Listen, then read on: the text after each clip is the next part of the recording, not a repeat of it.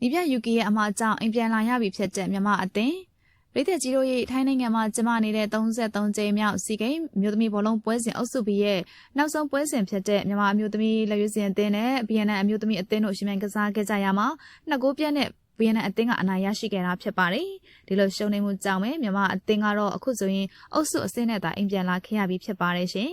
ပထမပိုင်းမှာတော့ BNN အသင်းရဲ့တိုက်စစ်စင်ကစားကွက်ကြီးအောင်မှာမြန်မာအမျိုးသမီးအသင်းထိုးမပေါက်နိုင်ခဲ့သလိုပွဲစပြီးမကြခင်မှာပဲမပေးသင့်တဲ့ဂိုးတွေကိုပေးလိုက်ရတာကတော့တကယ်ကိုနှက်မျောစရာပါရှင်။ဒီပြကြီးယူကီအနေနဲ့ BNN လိုချီစွမ်းကောင်းတဲ့အသင်းကြီးနဲ့ထိတ်တိုက်တွေ့ဆုံနေတဲ့အချိန်မှာဘာကြောင့်များအရန်လူတွေအရန်ကိုသမားတွေကိုထည့်ကစားရတယ်လဲဆိုတာကိုသိချင်နေမိပါတယ်။ပထမပိုင်းမှာကလေးကအသင်းမှာအောက်ကိုရတဲ့ကစားသမားတွေအတွဲဖက်ချိတ်ဆက်မိတဲ့ကစားသမားတွေကိုထည့်သွင်းပြီးတော့ကစားကွက်ပုံဖော်ရမှာမဟုတ်ဘူးလားရှင်။အခုတော့ပထမပိုင်းမှာကလေးကဂိုးတွေပေးနေရပြီးတော့ကစားသမားတွေကလည်းအဲ့ဒီအကျွဲဖိအားတွေနဲ့ပြန်ရခတ်နေကြရပါပြီ။ပွဲကြည့်ပရိသတ်တွေကတော့ပွဲထုတ်တဲ့သူတွေကိုမထုတ်တာအရန်ကုန်ထိုင်ခိုင်းထားတာတွေကိုနားမလည်နိုင်ဖြစ်နေကြရတဲ့အထိပါပဲ။ဒါကလည်းနီးပြယူကီမှာသူ့ရဲ့နီးစနစ်ကြောင့်လည်းဖြစ်နိုင်ပါတယ်။ဘာကြောင့်လဲဆိုတာကိုတော့နီးပြယူကီသာအသိဆုံးဖြစ်မှာပါရှင်။ဒုတိယပိုင်းမှာမြန်မာအသင်းကစားပုံအဆင်ပြေလာတာကြောင့်သာ BNN အသင်းဘက်ကိုဂိုးတွေအများကြီးမပေးလိုက်ရတာသာရှိပါတယ်။ BNN အသင်းဘက်ကိုပြန်ကိုသွင်းဖို့ဆိုတာကတော့ဘလို့မှမတတ်နိုင်တော့တဲ့အနေအထားမျိုးပါ။ဒါကြောင့်ပွဲအပြီးမှာတော့ BNN အသင်းကမြန်မာအသင်းဘက်ကို2ဂိုးပြတ်နဲ့အနိုင်ရရှိသွားခဲ့ပါတယ်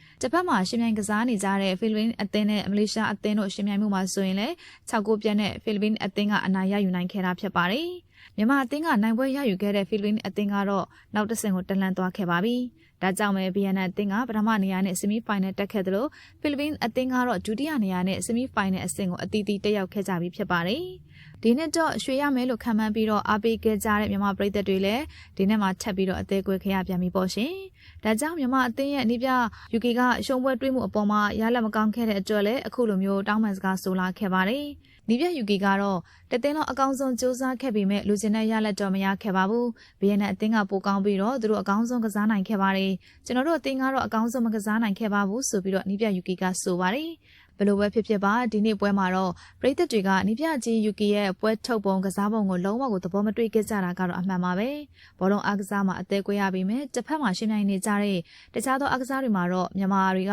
ရွှေတွေရယူပေးနေပါပြီနော်ဒါကြောင့်နည်းနည်းတော့စိတ်ပြေသာရပါတယ်မြန်မာဘောလုံးကတော့ထုံးစံအတိုင်းပါပဲအိမ်ပြန်လာခဲ့ရပြီပေါ့ရှင်